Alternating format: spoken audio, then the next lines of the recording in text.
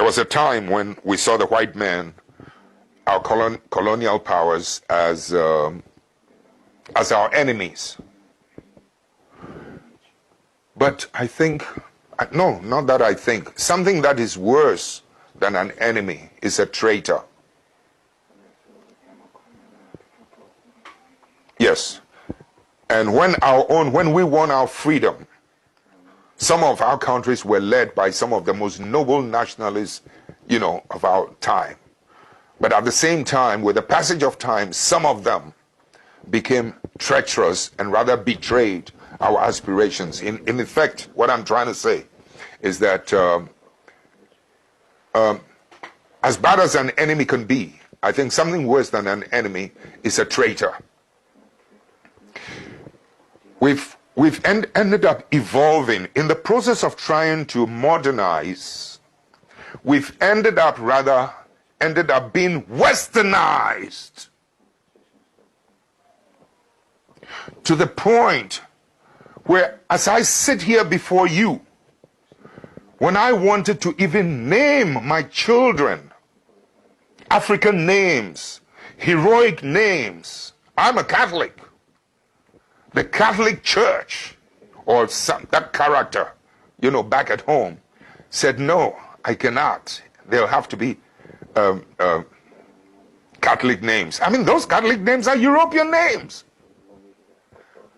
I went through an argument with this priest, and I said, listen, I have a right to my identity. Don't take away my identity.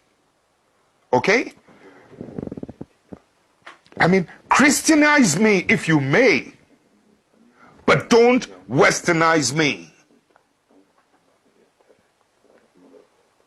There were times, my wife and I is a great graphic artist.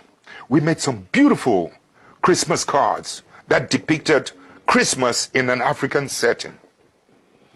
And the Christmas cards sold so well, even with Catholic nuns, white Catholic nuns. We wanted to secure the patent. I went to an office, the Registrar General's office, to secure the patent. Can you believe that this fellow African, Registrar General, looking at my black personality, black face, told me that, no, I cannot.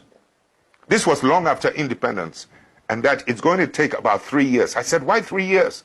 He said, it'll have to go to England. It will go to England, and it might take about 3 years before I'm granted the right to that patent or whatever it is they register. In other words, in effect, what I'm trying to say is that, so I have no right to even my creativity. I create my own, you take it away from me, and you have to send it to the colonial power. 3 years later, when they have reproduced it, and I have no more right to it. So as an African, when you're talking about democracy, etc., let's put it aside. Let me bring you to the current modern situation. We end up with injustice. We end up with corruption. We end up with poverty. We end up with the worst possible things. We end up with the image. I don't have to tell you the image that you have in Africa. I don't have to tell you. Please, I know the potential of humanity.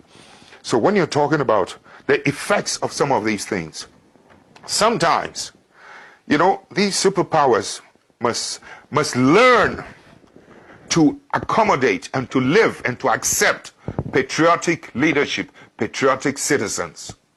Too often, they're happier with people who are not patriots.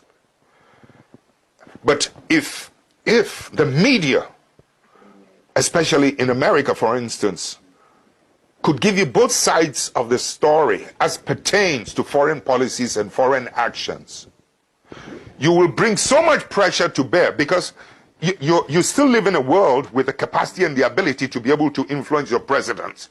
You can impeach your presidents like in America. So you as a people still have power, unlike us. In Africa, they disempower.